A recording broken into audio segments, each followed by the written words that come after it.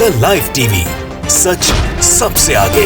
नमस्कार, मैं हूं Iqbal Parvez. The live TV में आपका स्वागत है। साथियों, कोरोना ने देश में हाहाकार मचा दिया है। अंतिम संस्कार भी ठीक से नहीं हो पा रहे हैं। शमशान घाट के बाहर लंबी लंबी लाइनें लगी हुई हैं। घंटों घंटों लोगों को इंतज़ार करना पड़ रहा है। ऐसे में, ऐसी हालत में इस देश में गंगा जमनी तहजीब कहें, कौमी एकता कहें या फिर हिंदू मुसलमान में भाईचारा कहें, इसकी मिसालें देखने को मिल रही है। कहानी भोपाल की है, जहां दानिश और सद्दाम नाम के युवाओं ने 60 हिंदू शवों का अंतिम संस्कार किया, वो भी पूरे रीति रिवाज के साथ, उनको सम्मान के साथ उनका अंतिम संस्कार किया।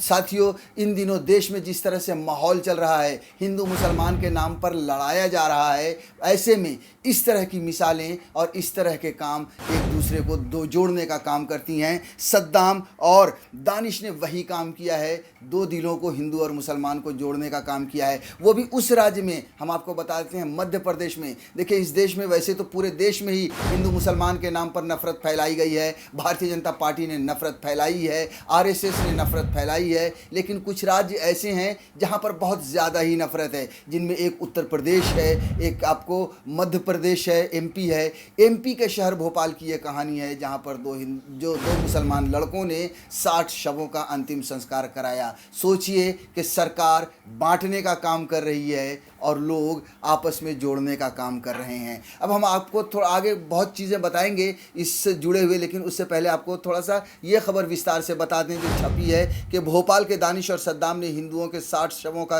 किया अंतिम संस्कार। लोग कर रहे हैं तारीफ। नफरत के इस माहौल के बीच में कुछ ऐसी खबरें आ जाती हैं जो रूह को सुकून देती हैं। ऐसी एक खबर आज मध्य प्रदेश की राजधानी भोपाल से आई है। आपको, जैसा कि मैंने पहले भी कहा, कि मध्य प्रदेश एक ऐसा राज्य है जहां पर शिवराज सिंह चौहान ने खूब नफरत बांटी है। हिंदू मुसलमान के नाम पर नफरत बांटी है, लव जिहाद के नाम पर नफरत बांटी है। हालांकि आपको बता दें कि शिवराज सिंह चौहान पहले इस तरह के सीएम नहीं थे, इतनी वहाँ पे नफरतबाजी नहीं थी, इतना खुल्लम खुल्ला वो एक धर्म के खिलाफ नहीं बोलते थे। मगर 2014 के बाद जब से नरेंद्र मोदी सत्ता में आए हैं, तब से कुछ ज़्यादा ही मध्य प्रदेश में हिंदू मुसलमान के नाम पर नफरत बांटी जा रही है।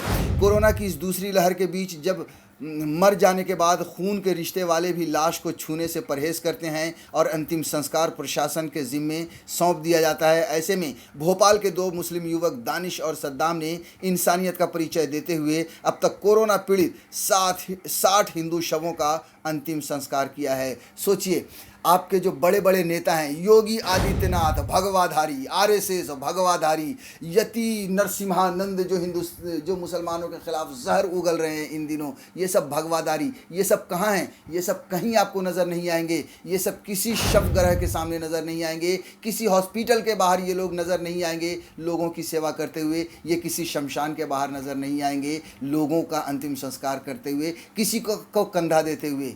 मगर ये कहाँ नज़र आएंगे? सिर्फ हिंदू और मुसलमान के नाम पर या हिंदू के नाम पर लोगों को बांटने का काम करते हुए नज़र आएंगे। ऐसे में दो युवाओं ने जो काम किया है वो वाकई सराहनीय है।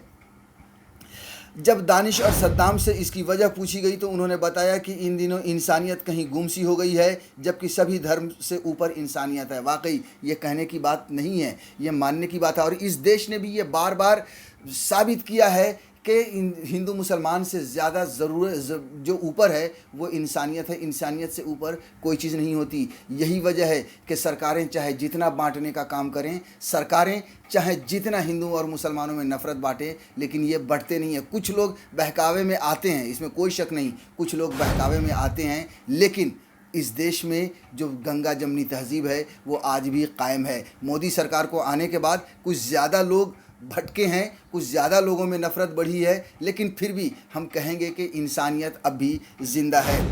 कोरोना ने तो इस दौरान रिश्तों को भी निगल लिया है। कुछ लोग तो मजबूरी में और कुछ लोग इस डर के मारे अपने लोगों का अंतिम संस्कार भी नहीं कर पा रहे हैं। ऐसे माहौल में दानिश और सद्दाम ने धर्म और जाति के बंधनों से ऊपर उठते हुए लाशों का अंतिम संस्कार कर रहे हैं। भोपाल में इन दोनों मुस्लिम युवकों ने अब तक 60 लाशों का अंतिम संस्कार किया है, वो भी उनके धार्मिक रीति रिवाजों के साथ। पिछले कुछ दिनों से मध्य प्रदेश की राजधानी भोपाल से कोरोना के विस्फोटक की स्थिति की खबरें लगातार आ रही हैं। ऐसे दौर में बड़ी संख्या में लोगों को कोरोना ने निगल लिया है। बड़ी संख्या में शव अंतिम संस्कार के लिए शमशान घाटों में पहुंच रहे हैं।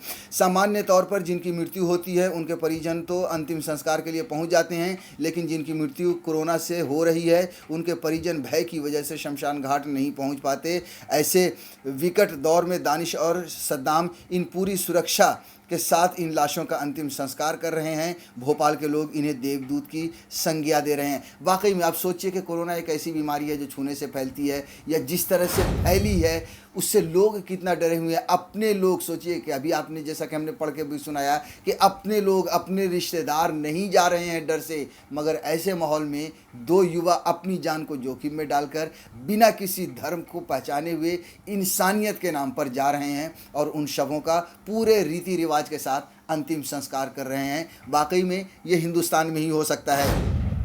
अपने मज़हब के प्रति इनकी निष्ठा इसी से समझी जा सकती है कि रमज़ान का महीना चल रहा है। दानिश और सद्दाम ने रोज़े भी रखे हैं। इसके बाद भी दोनों भोपाल के सभी अस्पतालों के चक्कर लगाते रहते हैं। जहां भी कोरोना से मर चुके लोगों की लाशों को देखते हैं तो सबसे पहले उनके परिवार से संपर्क करते हैं और उनकी इजाज़त लेकर लाशों का अंतिम संस्कार कर देते हैं। इस बारे में दानिश और सद्दाम कहते हैं कि रमज़ान के महीने में ऐसे नेक काम करने का मौका मिला हमारी खुशकिस्मती है। भारत में जब सरकार से लेकर लोग एक एक मज़हब के मानने वाले लोगों को नीचा दिखाने और निपटाने को ही राष्ट्रवाद और देशभक्ति मानने लगे हैं, सद्दाम और दानिश जैसे लोग इंसानियत की राह दिखा रहे हैं। वाकई में सरकार ने जिस तरह से बांटने का काम किया है 2014 के बाद अपनी सत्ता को हासिल करने के लिए, मतलब उसका जवाब दानिश और सद्दाम जैसे लोग ही दे सकते हैं। और ये सिर्फ दानिश और सद्दाम या मुसलमान की बात नहीं है कि यही लोग सिर्फ सपोर्ट कर रहे हैं या सामने आते हैं इंसानियत को बचाने के लिए या गंगा जमनी तहजीब को बचाने के लिए। इस देश के हिंदू भाई भी उसी तरह से काम करते हैं। आपको याद होगा कि जब CAA और NRC जब आया था, जिसके ख़िलाफ़ पूरे देश में तहरीक चली थी, जिसके ख़िलाफ़ पूरे देश में विरोध प्रदर्शन हुआ था, तो मुसलमान आगे थे क्योंकि मुसलमानों को इन कानूनों से ज़्यादा नुकसान हो रहा है और हो रहा था। लेकिन उनके साथ उससे ज़्यादा संख्या में हिंदू भाई भी खड़े थे, सिख भी खड़े थे, क्रिश्चियन भी खड़े थे। हर मज़हब, हर कौम के लोग खड़े थे, यानी कि इस देश में गंगा जमनी तहजीब को बचा रहे थे। साथियों, ऐसा पहली बार नहीं है जबकि मुसलमानों ने कदम बढ़ाया है या हाथ बढ़ाया है दोस्ती का या भाईचारे की मिसाल दी है। इससे पहले आपको याद होगा CAA NRC के विरोध के बाद जब दिल्ली में दंगे हुए थे, उस समय भी मुसलमानों ने बड़ी हिम्मत और ताकत दिखाई थी। जहां एक तरफ मार काट हो रही थी, वहीं दूसरी तरफ मुसलमानों ने मंदिर को बचाया था। जब मुसलमान ही मंदिर को गिराने के लिए पहुंचे थे, उसे नुकसान पहुंचाने के लिए पहुंचे थे। आपको बता दें कि उस BBC की आपको खबर बता दे रहे हैं कि दिल्ली हिंसा मुसलमानों ने जब मंदिर को दंगाइयों से बचाया। दिल्ली के उत्तर पूर्वी हिस्से में जिन इलाकों में हिंसा फैली है उनमें से एक चांद बाग, यहाँ भी भीड़ आई और तबाही मचाकर चली गई। घर, गाड़ियाँ, मंदिर, मस्जिद, इस कहर से लोग और इमारतें कुछ नहीं बचा पाए। लेकिन इस तनाव में भी इस इलाके के लोग भाईचारे के साथ मजबूती से खड़े हुए हैं। लोगों ने यहाँ डटकर उपद्रवियों का सामना किया और भाईचारे की मिसाल कायम की। चांद बाग में जब एक मंदिर पर हमला हुआ तो इस इलाके में रहने वाले मुसलमानों ने एकजुट होकर मंदिर को बचाया। चांद बाग में रहने वाले मोहन सिंह तोमर ने बताया कि किस तरह हिंसा वाले दिन वहां रहने वाले मुसलमानों ने मंदिर को तोड़ने से बचाया था। मोहन सिंह तोमर कहते हैं, यहाँ पर 17% मुस्लिम है और 30% हिंदू और सभी बड़े प्यार से रहते आए हैं। हमें कोई तकलीफ़ नहीं है। हमारे मुसलमान भाइयों ने मंदिर की खुद रक्षा की है, वहाँ आकर खड़े हो गए ताकि कोई आकर दंगा ना फैला दे। तो सोचिए, ये होता है किरदार, ये होती है इंसानियत और ये होती है गंगा जमनी तहजीब जो इस देश में, इस देश के वासियों में, इस देश के नागरिकों में कूट कूट कर भरी हुई है। वो अलग बात है कि RSS संघियों ने हमेशा से बांटने की कोशिश की है, भारतीय जनता पार्टी ने हमेशा से बांटने की कोशिश की है और नरेंद्र मोदी जब सत्ता में आए हैं, तब से उन्होंने कुछ ज़्यादा ही नफ़रत को बांट दी है, कुछ ज़्यादा लोगों में हिंदू मुसलमान के नाम पर बांटा है और दीवार खड़ी की है।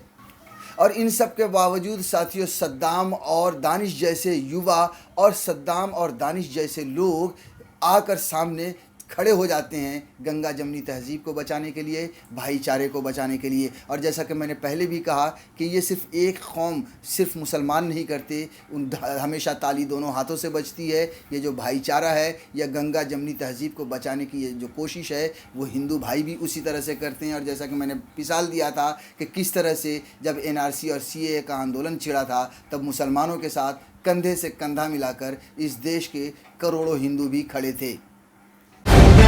द लाइव टीवी, सच सबसे आगे।